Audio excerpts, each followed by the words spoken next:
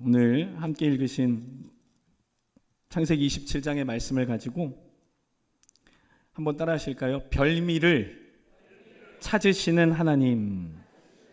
네, 이런 제목으로 하나님 말씀을 잠시 나누도록 하겠습니다. 오늘 저녁 뭐 드셨습니까? 굶으신 분들도 많으실 텐데 오늘 저녁 뭐 드셨습니까? 통닭이요. 오늘 태연이가 오늘 말씀에 딱 맞는 저녁을 먹고 왔습니다. 혹시 오늘 저녁이 어제 먹었던 반찬 그대로 나오신 분 손 한번 들어보시죠. 네. 저희 이번 한 주 동안 우리 주회종들은 지난 주일날 임직식 때 우리 음식을 너무 풍성히 우리 권사님께서 준비해 주셔서 한 주 내내 몸보신 잘했습니다. 설렁탕 참 맛있고 몸에 좋은데 3끼 4끼 먹으니까 조금 다른 것도 먹고 싶더라고요. 별미에 대해서 오늘은 좀 나누어 보려고 합니다. 별미가 무엇일까요? 별미. 한문으로 풀이하면 별난 음식, 별난 맛, 특별한 맛, 좋은 것, 아마 이런 것들을 별미라고 합니다. 오늘 성경에 보니까 우리가 잘 아는 믿음의 선조인 이삭이 나이가 많아서 죽을 때가 가까움을 알고 자기의 아들이었던 특별히 장자였던 에서에게 하나님이 주신 아버지가 아들을 축복하는 축복의 권세를 가지고 장자의 축복을 주는 그러한 장면이 오늘 본문에 나와 있습니다. 구약 시대에 보면 아버지가 장자를 축복하는 것은 권리이자 의무였습니다. 아버지의 축복권은, 특별히 장자를 향한 장자 축복권은 하나님이 약속하신 권리이며 의무였습니다. 그러니까 이 시대의 모든 아버지들은 반드시 죽기 전에 자기가 낳은 자녀들 중에 장자를 구별해서 하나님의 이름의 권위로 자기가 누렸던 모든 축복을 장자에게 대물림 해줘야 됐습니다. 해도 되고 안 해도 되는 것이 아니라 꼭 반드시 해야 됐습니다. 그런데 이 장자의 축복이 얼마나 크냐면 장자는 둘째, 셋째보다 2배를 가질 수 있었습니다. 그러니까 내 재산이 10만 원이면 첫째에게 5만 원, 둘째에게 5만 원이 아니라 첫째가 둘째보다 2배를 더 가져야 됩니다. 그러면 첫째는 얼마를 가지고 둘째는 얼마를 가져야 될까요?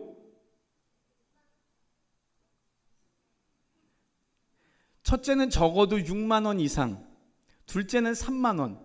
그래야 2배 차이가 나지 않겠습니까? 근데 1만 원 남으니까 첫째가 좀 더 가져야 되겠죠. 그러니까 장자라는 것은 둘째, 셋째보다 2배를 더 가져야 합니다. 아들이 둘만 있을 때 6만 원, 3만 원이고요. 만약에 아들이 셋, 넷이 되면 어떻게 될까요? 그 차이가 더 벌어집니다. 첫째는 7만 원, 작은 애들은 만 원, 만 원, 만 원. 형제가 많으면 많을수록 장자가 갖게 되는 아버지의 유산, 아버지의 몰래 숨겨놓은 땅 문서, 집 문서, 주식, 뭐 이런 것들을 큰 아들이 거의 독차지하다시피 하게 되어 있습니다. 불공평해 보이죠? 그런데 그것이 하나님이 이스라엘 백성들에게 율법으로 약속하신 장자의 축복권이라는 것입니다.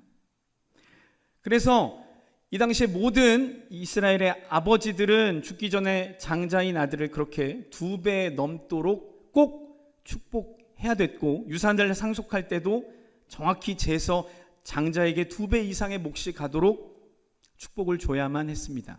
반대로 아들인 장자는 어떨까요? 아버지에게 축복받는 일이 그저 다행이고 고마웠을까요? 아니요. 아들도 당당히 요구할 수 있었습니다. 아버지, 언제 주시려고 그래요?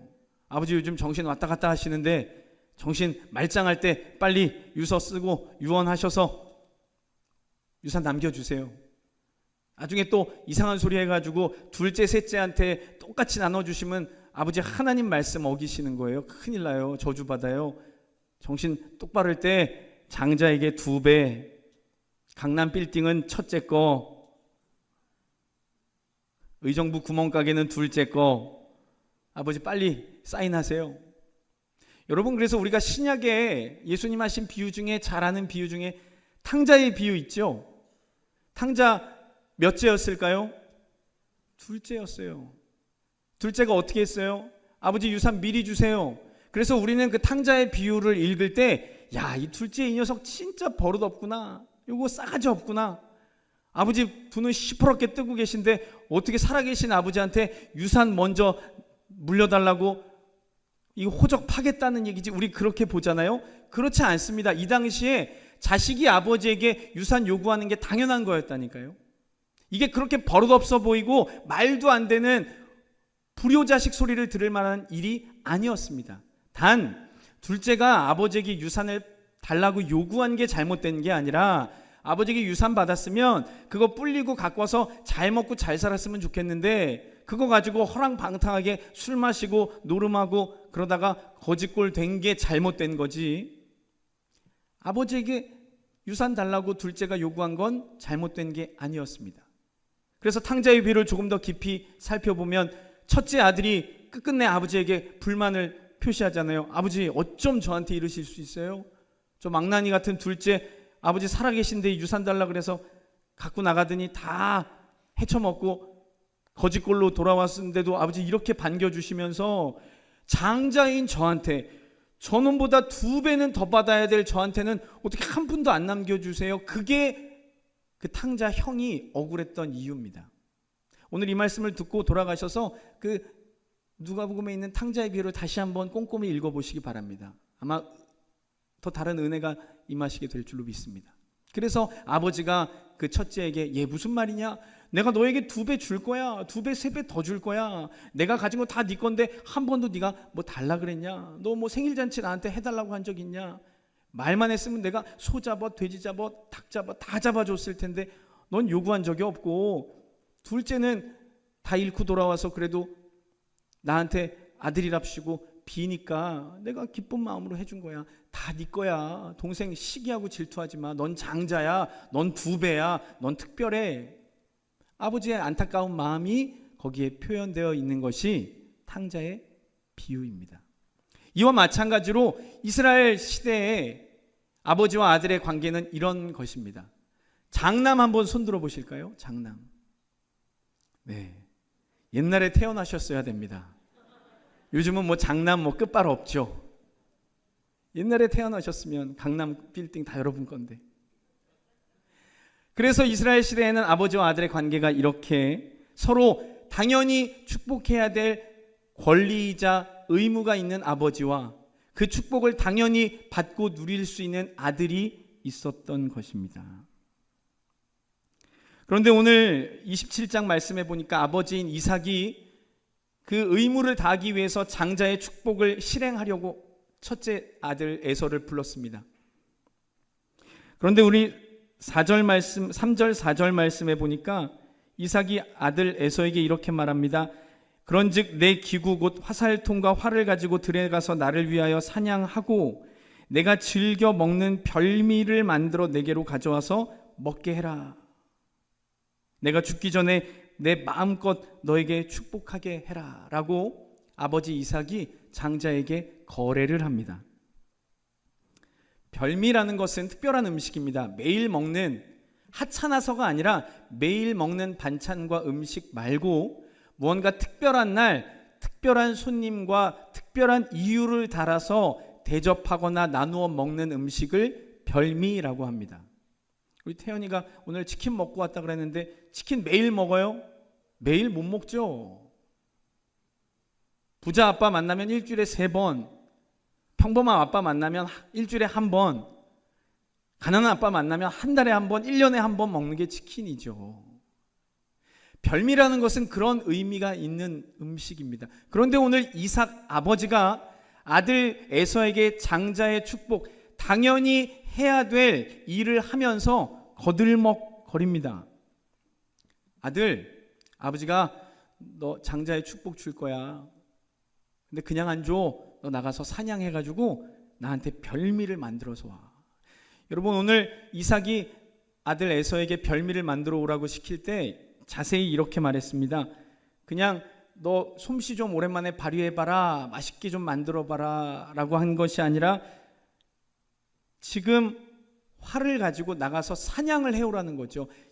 잡아놓은 고기, 묵힌 고기 말고 신선한 지금 막 잡은 고기로 가죽 벗기고 피 빼고 기름 지방 제거하고 각을 뜨고 살코기만 발라서 오물조물 버무리고 조무리고 양념하고 굽고 찌고 삶고, 그래서 내가 평소에 자주 먹지 못하던 특별한 날만 먹던 그 맛있는 음식을 만들어 오너라, 내가 그거 좀 먹어야 되겠다라고 요구하고 있습니다.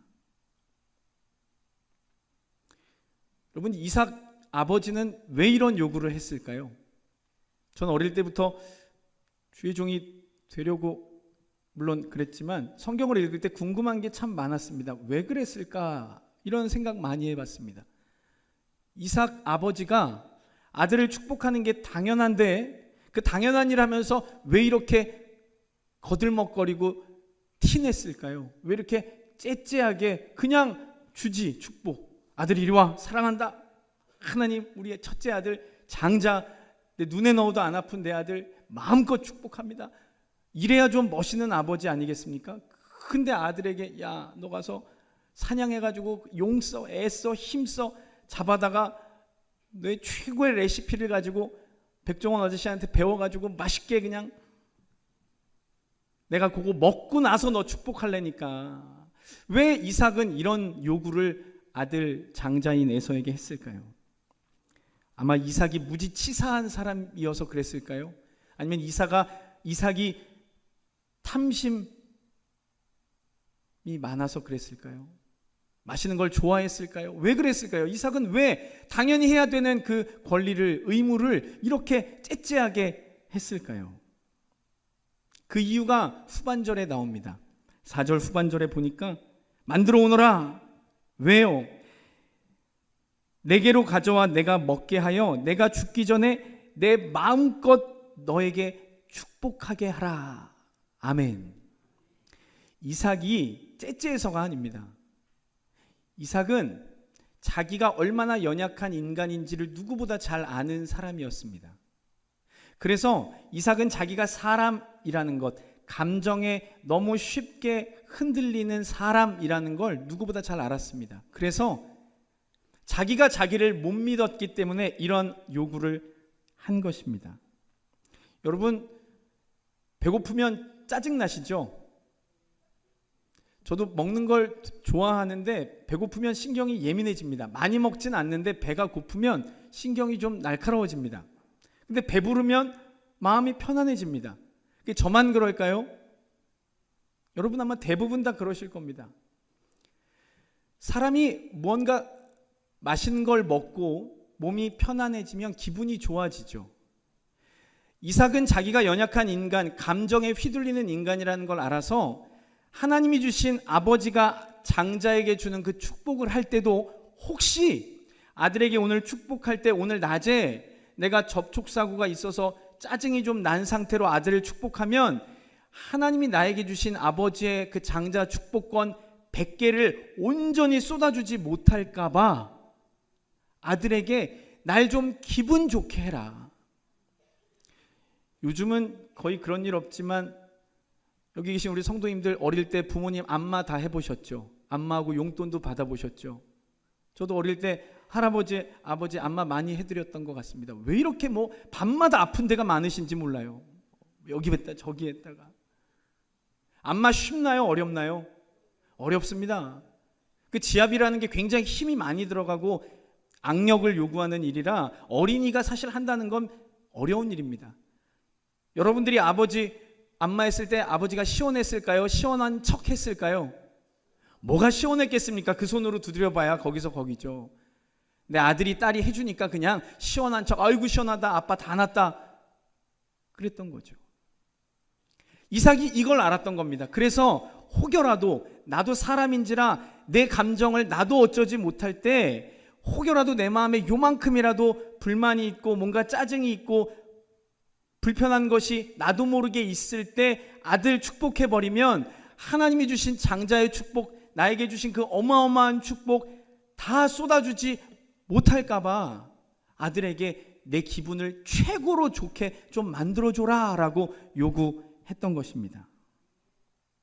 사랑하는 성도 여러분, 저와 여러분들 마찬가지입니다. 우리는 이와 같이 기분에 좌지우지되는 연약한 인생입니다. 하나님을 믿는 믿음이 있다고 하면서도 우리는 그 기분 하나조차 내 마음대로 어쩌지 못해서 그 기분 때문에 믿음이 흔들릴 때가 너무나 많습니다. 여러분, 이렇게 다니엘 기도에 부흥성에 축복성에 예배 은혜 충만해서 성령 충만해서 드리러 오시다가 앞에 갑자기 끼어드는 차한테 욕한 적 있으세요? 있으세요? 없다 그러면 거짓말이죠. 목사도 하는데요. 우리는 그 내 차 앞에 잠깐 끼어드는 그 차 때문에 그 감정, 그 기분 상하는 거 그거 1초 2초를 못 참아서 은혜 충만 작정한 이 모든 믿음이 순간 다 무너지는 그런 연약한 인생이라는 겁니다. 오늘 이 일을 당한 에서와 이삭의 입장을 한번 살펴보겠습니다.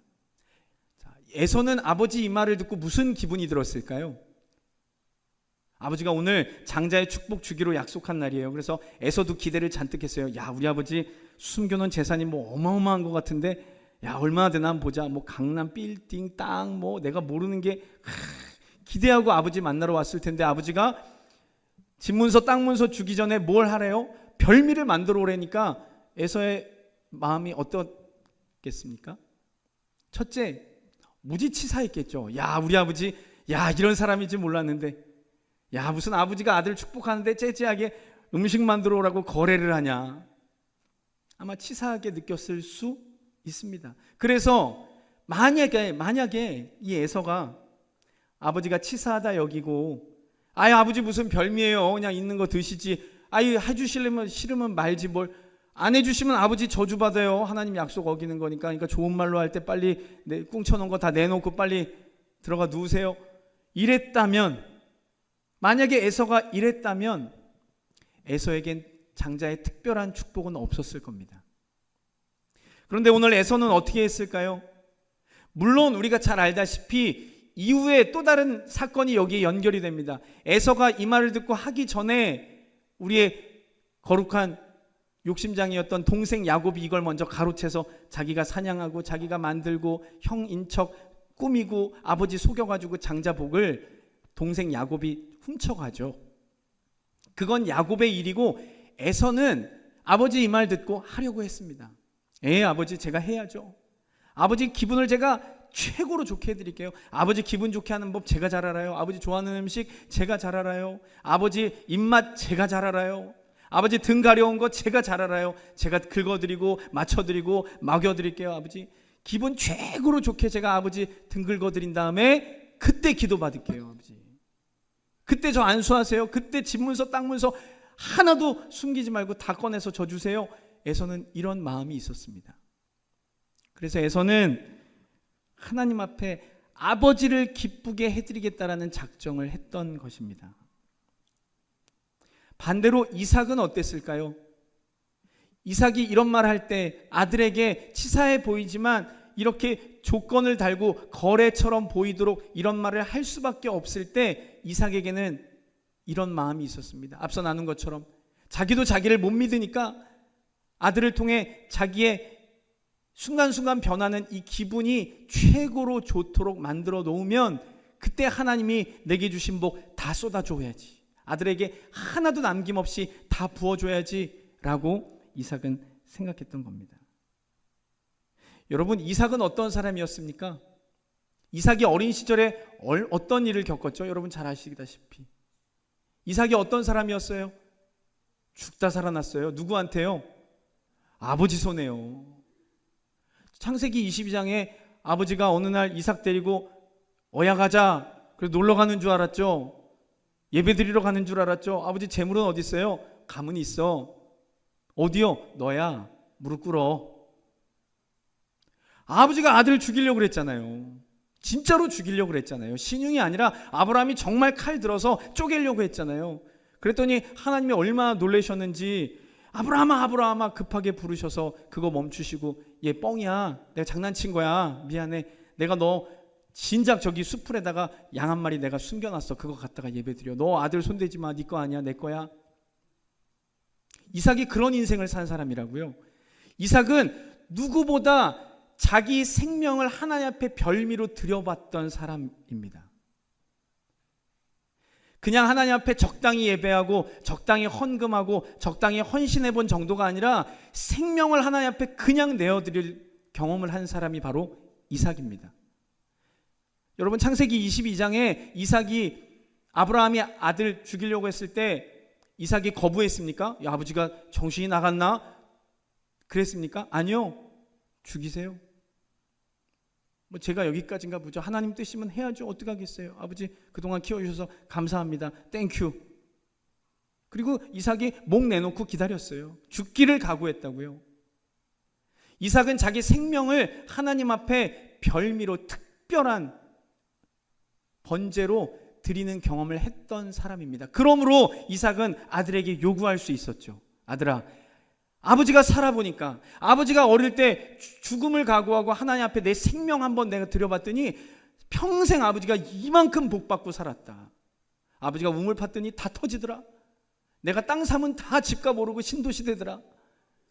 내가 뭐 물건 하나 팔았더니 그냥 중국 수십억 인구가 내 거 다 사주더라. 아버지가 경험해봤잖니. 하나님 앞에 생명을 특별히 드려봤더니 이만한 복 내가 받아봤자니 너 그 복 받아야 돼. 사랑하는 성도 여러분, 오늘 하나님이 우리에게 별미, 그저 그런 음식, 평소에도 자주 먹는 음식, 언제나 그냥 적당히 해도 드릴 수 있는 것 말고 별미를 요구하시는 이유가 여기에 있는 줄로 믿습니다. 보통을 넘어서 내 극한에 이르도록 하나님께 무엇인가를 드리기를 하나님이 저와 여러분들에게 요구하고 계십니다. 그래서 에서가 하나님 앞에 드리려고 작정했을 때 하나님께 그 복을 받았습니다. 이삭이 자기의 생명을 별미로 아버지 앞에 하나님 앞에 드렸을 때 이삭은 전대미문의 복을 받게 되었습니다. 성경에는 이렇게 별미를 드린 믿음의 사람들의 이야기가 여러 번 나옵니다. 창세기 19장 5절에서 8절을 한번 읽어보겠습니다. 창세기 19장 5절에서 8절입니다. 읽습니다. 시작. 롯을 부르고 그에게 이르되 오늘 밤에 내게 온 사람들이 어디 있느냐 이끌어내라 우리가 그들을 상관하리라. 롯이 문 밖에 무리에게로 나가서 뒤로 문을 닫고 이르되 청하노니 내 형제들아 이런 악을 행하지 말라. 내게 남자를 가까이 하지 아니한 두 딸이 있노라. 청하건대 내가 그들을 너희에게로 이끌어내리니 너희 눈에 좋을 대로 그들에게 행하고 이 사람들은 내 집에 들어왔은즉 이 사람들에게는 아무 일도 저질지리 말라. 아브라함의 조카였던 롯이 소돔과 고모라 땅에서 인생을 펼쳐가고 복받고 있었습니다. 그런데 하나님이 소돔과 고모라의 죄악을 보시고 그 땅을 멸망시키시려고 선한 사람 롯만 구원하려고 천사들을 보내셨습니다. 그래서 천사들이 롯에게 가서 하나님이 이 땅 불바다 만드실 테니까 당신은 하나님께 특별히 선택받았어요. 구원받을 테니까 빨리 짐 챙겨 준비하세요. 그러던 중에 그 소돔과 고모라의 악한 이들이 그 천사들이 이방인들이 왔다는 소식을 듣고 남색 동성애를 즐겨했던 그 악한 이들이 천사들을 동성애 대상으로 삼으려고 막 끌어내려는 장면입니다. 그랬더니 이 롯이 그들을 말리려고 무엇을 대신 드립니까? 내게 남자를 가까이 하지 아니한 두 딸이 있다. 차라리 내 두 딸과 육체적인 관계를 즐기고 이 천사들에겐 함부로 하지 말아라고 합니다. 여러분, 아버지가 딸을 대신 준다고요? 말도 안 되는 얘기입니다. 차라리 내 생명을 주죠. 그런데 롯이 하나님의 천사들을 위해서 이렇게까지 했다고요. 이게 롯의 별미였습니다. 차라리 내 딸 드릴 테니 천사들 건들지 마십시오. 하나님 앞에 악행하지 마십시오. 그래서 어떻게 됐습니까? 롯은 소돔과 땅이 다 멸망할 때 오직 자기와 자기의 가족들만 구원받게 되는 특별한 복을 받게 되었습니다. 창세기 22장 9절에서 12절 여러분 잘 아시는 것처럼 아브라함이 이삭을 제물로 바치려고 했습니다. 이삭이 기꺼이 그걸 감수했습니다. 아버지, 저 잡으세요. 그렇게 자기의 생명을 별미로 드렸더니 이삭이 그 이후로 어마어마한 복을 받게 되었습니다. 사무엘상 17장 49절에 다윗은 이렇게 말했습니다. 49절 한번 읽어볼까요? 사무엘상 17장 49절입니다. 읽습니다. 시작. 손을 주머니에 넣어 돌을 가지고 물매로 던져 블레셋 사람의 이마를 치매 돌이 그의 이마에 박히니 땅에 엎드러지니라. 잘 아시듯이 다윗이 골리앗 때려잡는 장면입니다. 다윗에게 주머니에 넣어뒀던 그 돌은 다윗의 별미였습니다. 하나님, 골리앗 제가 육체적인 기준으로 이길 수 없지만 제가 믿음으로 만군의 야훼의 이름으로 제가 이 돌 던집니다. 제가 이 돌에 제 모든 걸, 아니 제 실력이 아니라 하나님이 주신 믿음을 제가 걸고 던집니다. 이 별미를 받으시고 하나님이 해결해 주십시오. 돌 하나가 골리앗 이마에 박혀서 한 방에 물리쳤습니다. 이것이 다윗의 별미였습니다. 다니엘 6장 10절엔 이렇게 고백합니다. 우리가 잘 아는 것처럼 다니엘이 왕의 조서가 찍힌 것을 알고도 다락으로 올라가서 평소에 했듯이 자기 지금 잡으러 군사들이 오는 걸 뻔히 알면서도 하나님께 기도했다라는 억울한 누명을 써서 이방의 신하들이 다니엘 끌어내리려고 하는 걸 뻔히 알면서도 다락에 올라가서 평소에 하던 대로 기도했다고 했습니다. 다니엘도 자기의 생명과 권세와 지위를 하나님께 별미로 드렸습니다. 어떻게 됐습니까? 여러분 잘 아시는 것처럼 사자굴에도 들어갔죠. 풀무불에도 들어갔죠. 아무렇지 않게 오히려 이전보다 더 높임을 받게 되었습니다. 마가복음 12장 42절에서 44절에는 우리가 잘 아는 과부의 두 렙돈의 비유가 나옵니다. 과부가 두 렙돈, 정말 1,000원, 2,000원 밖에 안 되는 그 돈을 헌금함에 넣었습니다. 이전에 부자 유대의 지도자들이 훨씬 더 많은 수십만 원, 수백만 원의 헌금을 넣었습니다. 그리고 1,000원짜리 넣은 과부를 놀렸습니다. 비난했습니다. 그러자 예수님이 말씀하셨습니다. 과부는 자기의 전 재산 생명을 드렸다. 비난하지 말아라. 너희들보다 이 과부가 훨씬 더 뛰어난 믿음이다. 복음이 전해지는 어느 곳에나 이 과부의 믿음이 다 전해질 거다. 과부의 두 렙돈은 과부의 별미였습니다. 평소에 그저 조금만 마음 써도 드릴 수 있는 것이 아니라 자기의 생명이었습니다. 오늘 과부 그 두 렙돈 드리고 나면 오늘 저녁부터 굶어야 됩니다. 내일 먹을 거 생기겠지? 그렇지 않습니다. 여러분, 부자가 굶는 것과 가난한 자가 굶는 것은 차원이 다릅니다. 부자는 금식하고요, 가난한 자는 굶식합니다. 원해서 굶는 게 아니라는 겁니다. 그러므로 과부의 그 두 렙돈을 넣는 순간 과부는 자기의 생명을 버렸습니다. 하나님, 굶어 죽어도 괜찮습니다. 까짓거 생명 드리고 하나님 앞에 복 받죠. 천국 가죠. 과부의 두 렙돈은 과부의 별미였습니다. 사랑하는 성도 여러분, 하나님은 이와 같이 가끔은 저와 여러분들을 벼랑 끝으로 내모실 때가 있습니다. 별미를 드리도록 상황을 만들어 가실 때가 있습니다. 여러분, 오늘 우리가 읽었던 창세기 27장에 이삭과 에서에도 동일합니다. 여러분, 에서가 아버지 기분 좋게 해서 복 받으려고 먼저 사냥하러 가고 음식 별미 만들어 왔습니까? 아니요. 아버지가 먼저 좀 치사해 보이지만 아들에게 요구했습니다. 하나님의 명령이었습니다. 에서가 자기 스스로는 절대 이런 짓을 할 사람이 아니거든요. 그러니까 이렇게 안 하고서는 아버지의 최고의 축복을 못 받을 것 같으니까 하나님이 에서 귀찮게 하려고가 아니라 에서에게 이전에도 이후로도 받아본 적 없을 가장 큰 복 완벽하게 주시려고 상황을 몰아가신 겁니다. 하나님은 저와 여러분들에게 때로는 이렇게 우리를 낭떠러지로 벼랑 끝으로 내모십니다. 여러분, 혹시 하나님께 내몰려 보셨습니까? 이제 오늘 말씀의 제목을 여러분들에게 다시 한번 묻겠습니다. 여러분들의 별미는 무엇입니까? 여러분들은 하나님께 별미를 드려 보셨습니까? 우리는 교회에서 강단에서 주의 종들이 자꾸 뭘 드려라 그러면 헌금을 생각하시니까 주의 종들이 드리라는 말씀을 전하면서도 부담이 됩니다. 여러분, 헌금 얘기하는 게 아닙니다. 여러분들의 생명과 같은 별미를 여러분 하나님께 드려보셨습니까? 언제 드려보셨습니까? 언제 드리실 예정이십니까? 오늘 이 말씀을 통해 저와 여러분들이 결단하기를 주의 이름으로 축원합니다.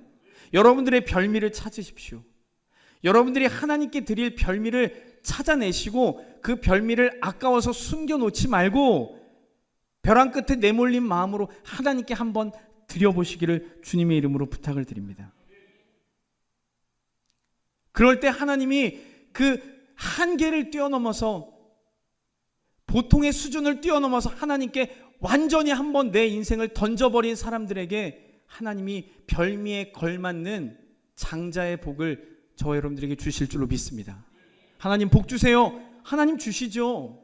하나님 주신다니까요. 좋으신 하나님이라서 여러분들이 기도 안 해도 주십니다. 그러나 여러분들이 하나님 앞에 특별한 복, 정말 이거는 내 생명 걸고 작정하지 않으면 해결 안 될 것 같은 문제 앞에 놓이셨다면, 그래서 하나님께 그 복 받으셔야 되겠다면 여러분들의 별미를 꺼내놓으시기를 주의 이름으로 축원합니다.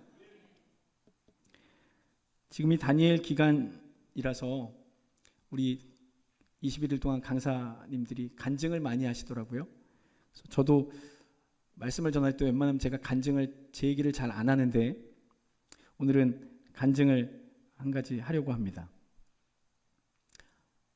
우리 첫 번째 사진 한번 보여주실까요?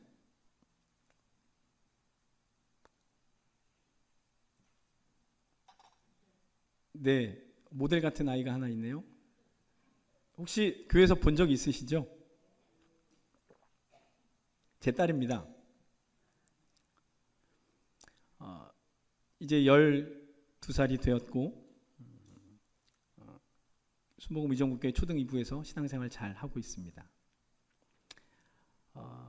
제가 뭐 딸 자랑하려는 게 아니라 저에게 저 딸아이가 별미입니다.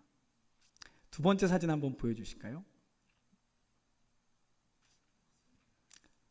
네, 아마 태어난 날 찍은 사진 같습니다. 2011년 8월 10일 저녁에 찍은 사진인데, 네, 세 번째 사진 한번 보여주실까요? 네, 같은 아이라고 잘 안 믿기실 겁니다. 제 아이 그 첫 번째 보셨던 제 첫째 딸인 예진인데요. 예진이가 2011년 8월 10일 날 태어났습니다. 그런데 너무 건강했고 제 아내도 건강하게 10달 잘 키우고 있었습니다. 그래서 원래 그 주 토요일이 출산 전 마지막 정기 검진이었고 아무런 문제 없이 잘 진행되고 있었는데, 제가 그 주간 목금토일 3박 4일 동안, 그때 제가 청년부 담당이어서 청년부 수련회를 잡았습니다. 뭐 알고 잡은 게 아니라 하다 보니 그렇게 됐죠. 그래서 아내에게는 참 미안했지만 아이가 먼저 나오지 않도록 우리 기도하고 내가 수련회 갔다 온 다음에 낳도록 합시다 기도하면서 기다렸는데, 그래서 제가 수련회 출발하기 전 그 화요일에 먼저 검진을, 왜냐하면 제가 주일까지 없을 거니까 토요일 정기 검진에 같이 못 갈 것 같아서 화요일 저녁에 시간을 내서 먼저 병원을 갔습니다. 병원을 갔는데 보통 다 해보셨지만 초반에는 뭐 이렇게 시간도 많이 걸리고 그러는데 이게 10달 마지막쯤 되면 뭐 거의 검사도 하나만 합니다. 네, 됐네요. 네, 다음에 오시면 힘 주면 되겠네요. 뭐 그런 수준이죠. 그렇게 금방 끝날 줄 알았는데 검사가 좀 길어졌습니다. 1시간 넘게 그 태동 검사를 배에 그 태동 체크할 수 있는 패치를 붙이고 1시간 결과지를 뽑아 보더니 1시간 더 해보자고. 그렇게 해서 저녁 5시쯤 병원에 들어갔는데 9시쯤이 될 때까지 계속 태동 검사를 했고 세 번째 3시간째 검사 이후에 긴급 수술을 해야 되겠다고. 그래서 저희는 자연분만 모든 조건이 다 아내도 아이도 괜찮은 줄 알았는데, 그날 검진을 갔다가 갑자기 태동에 이상이 있어서 긴급 수술을 하게 되었습니다. 걱정됐고 조금 아쉬웠죠. 자연분만해서 하고 싶었는데 아내도. 그렇지만 뭐 당장 수술해야 된다니까 조금은 걱정됐지만 수술했습니다. 여러분, 수술하면 우리 청년들 미리 얘기해 드릴게요. 수술하고 나면 드라마에서 보는 것처럼 아내 분만하고 아이가 태어나면 밖에 기다리던 이제 아빠에게 아이를 이렇게 간호사 선생님이 한번 보여줍니다. 보여주고 몇 시 몇 분 남자 여자 뭐 손가락 10개 발가락 10개 다 건강합니다. 그리고 이제 아이를 이제 신생아실에 데려가서 이렇게 좀 닦이기도 하고 이제 그렇게 하거든요. 태어났거든요. 수술실 그 화면을 보니까 낳았습니다. 그때 밤 한 11시쯤 되었는데 저희밖에 없었거든요. 태어났는데 애기 울음소리가 안 들리더라고요. 그래서 이상하다. 방미 잘 되나? 우리 애기가 소심한가? 작게 우나? 울음소리가 안 들려서 밖에서 그냥 초조하게 기다리고 있는데 간호사 선생님이 이제 문이 열리고 아이를 이렇게 이불에 싸서 데리고 나왔습니다.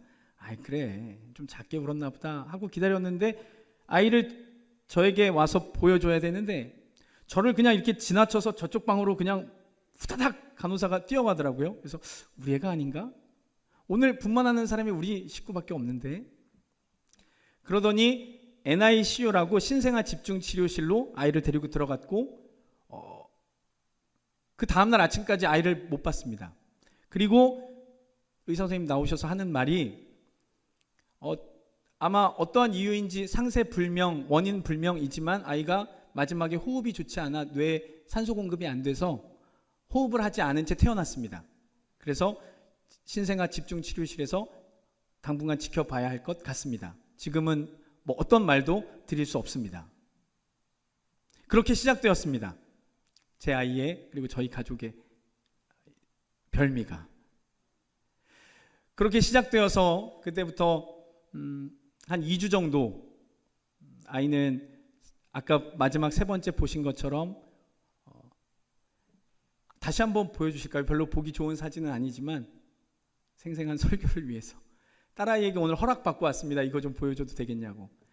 지금 보시면 산소호흡기도 달았고 어깨와 목을 보시면 이게 붙어 있는데 저게 부어서 그렇습니다.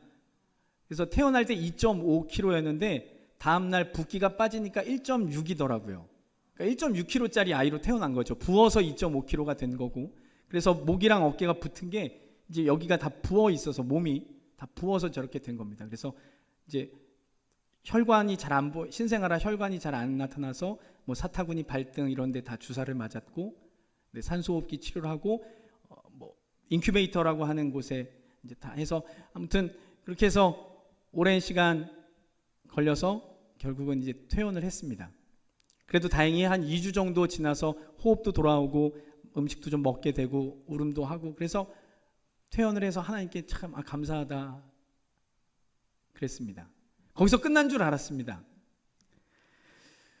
그래서 아이가 이제 100일이 지나고 돌이 가까워질 무렵이 되면 아이들이 그 시기에 맞게 다 해야 되는 행동들이 있지 않습니까?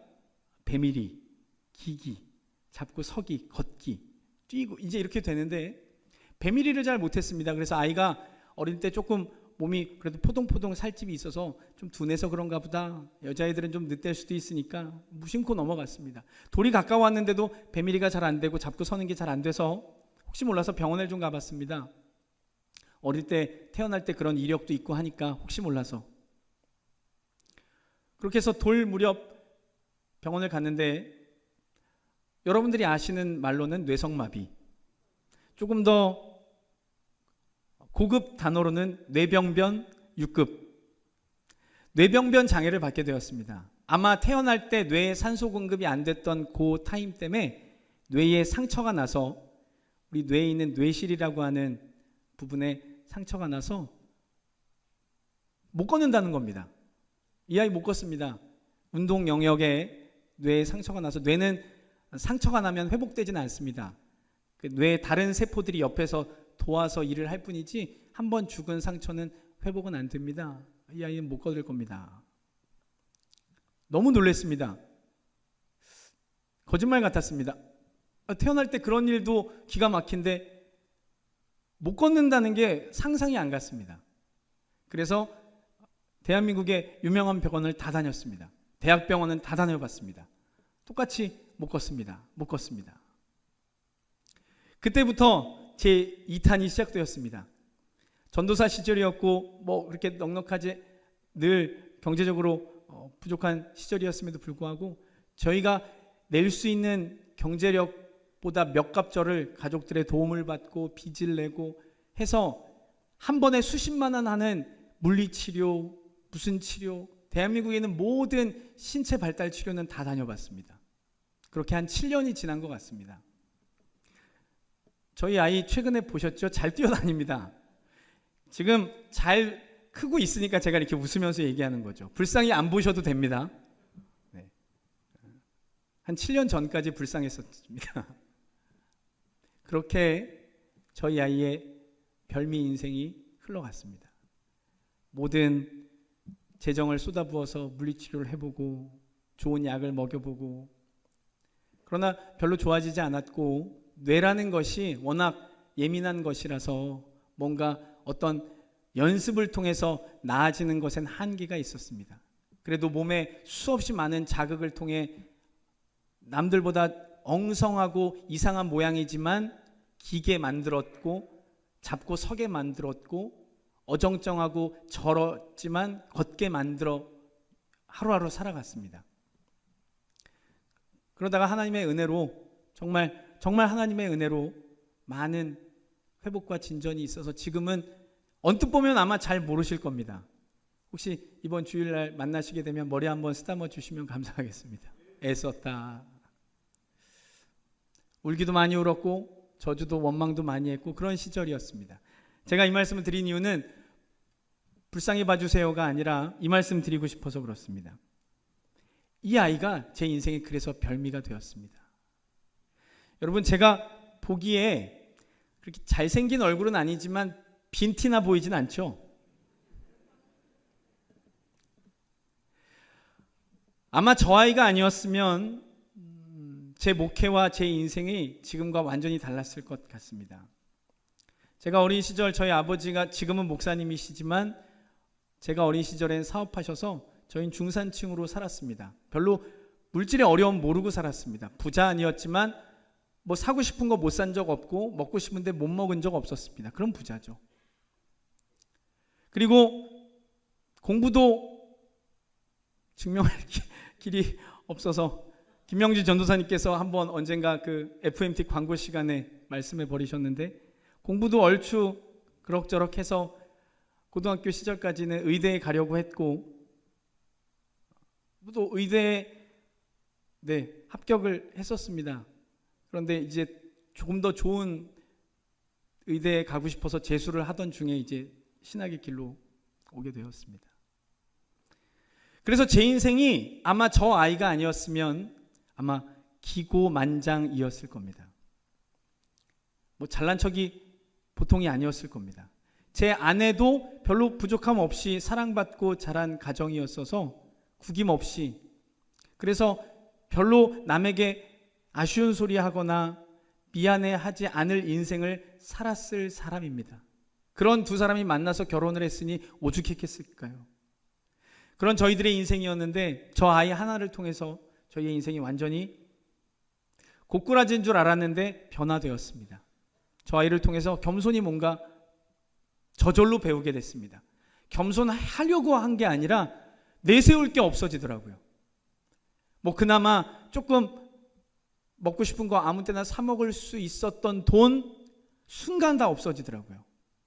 그 몇 곱절이 그대로 빚이 되었고, 뭐 제가 뭐 공부 좀 잘했고 뭐 나 아쉬운 거 없어, 나 뭐 못하는 거 없어 했던 제 인생이 한 번도 뭘 내세울 수 없는 인생이 되었습니다. 늘 아이 때문에 전전긍긍했고 쫓겨다녔고 남에게 아쉬운 소리 했고 부탁해야 됐고 치료 한 번 더 받으려고 새치기 해야 됐고 진료 순서 바꾸려고 아쉬운 소리 해야 됐고, 그런 인생으로 10여 년이 흘러갔습니다. 그러다 보니 겸손해지더라고요. 겸손은 그래서 연습해서 되는 게 아니라는 걸 제가 알았습니다. 겸손은 고난받아야 되는 겁니다. 하나님이 만드실 때 겸손해집니다. 사랑하는 성도 여러분, 저 아이가 저에겐 별미였습니다. 고통인 줄 알았는데 저 아이가 제 인생에 하나님께 내어드릴 수 있는 최고의 별미였더라고요. 그렇게 드렸더니 하나님이 복 주셨습니다. 아직도 빚이 많고 아직도 별로 내세울 것 없지만 저 아이가 성장하는 걸 보면서 하나님이 살아계신 걸 문득문득 많이 느낍니다. 말씀을 마치려고 합니다. 이삭이 인생을 살면서 이걸 알았습니다. 내가 어릴 때 하나님께 내 생명 별미로 드려봤는데 복 받았구나. 아들아, 너도 드려봐야 돼. 너도 이거 해야 돼. 너 적당한 음식 하나님께 드리면 너 적당한 복 받는다. 너 근데 생명 바쳐 별미 드리면 하나님이 너 복 주신다. 사랑하는 성도 여러분, 여러분들에게 이러한 별미가 오늘 하나님께 쏟아지기를 주의 이름으로 축원합니다. 왜 이런 고난이 저에게만 있었겠습니까? 여러분 저보다 더 하셨죠. 더 하시겠죠. 그런데 그걸 넘어졌다, 꼬꾸라졌다, 인생 망했다, 저주받았다라고 넘기시지 마시고 그게 여러분들의 별미가 되시기를 주의 이름으로 축원합니다. 하나님, 제가 이것까지 드리겠습니다. 이건 아까워서 꽁쳐놨던 건데, 이건 도저히 못 드린다고 내가 절대 안 된다고 했던 건데 이거 드립니다. 내 자녀 하나님 달라 하시면 드리겠습니다. 내 물질 달라 하시면 드리겠습니다. 하나님께 선을 넘어 벼랑 끝에 한번 서보시기를 주의 이름으로 부탁드립니다. 우리 다니엘 기도의 기간인데 우리 간증하시는 모든 강사님들이 다 동일하게 이런 말씀 하시잖아요. 선을 넘어서 하나님 앞에 별미를 드려보면 그 이후의 복은 하나님이 책임져 주실 줄로 믿습니다. 우리 여기 청년들 많이 있는데 청년의 때에 하나님 앞에 이런 결단해 보십시오. 하나님께 여러분들의 별미를 한번 선을 넘어 드려보시기를 부탁드립니다. 우리 권사님, 장로님, 안수 집사님들, 나 그동안 많이 했어. 아니요, 그건 평범한 음식이셨을 거예요. 지금이라도 하나님 앞에 별미를 한번 드려보십시오. 우리 성전 건축하는데 헌금, 성전 건축 헌금 당연히 해야죠. 목사님이 강조하셔서가 아니라 하나님 앞에 때로는 물질로도 별미를 한번 드려보시고, 지난주 또 이번 주 목사님 로마서 말씀을 통해서 은사와 거룩한 산제물로 너희 몸을 드리라 하셨는데, 하나님, 내가 봉사로 한번 별미를 드려보겠습니다. 내가 나 한번 죽이고 내 인생 버리고 하나님께 한번 온전히 던져보겠습니다. 이러한 믿음으로 별미를 드려서 하나님 앞에 특별한 복 받는 저와 여러분 되시기를 주의 이름으로 축원합니다.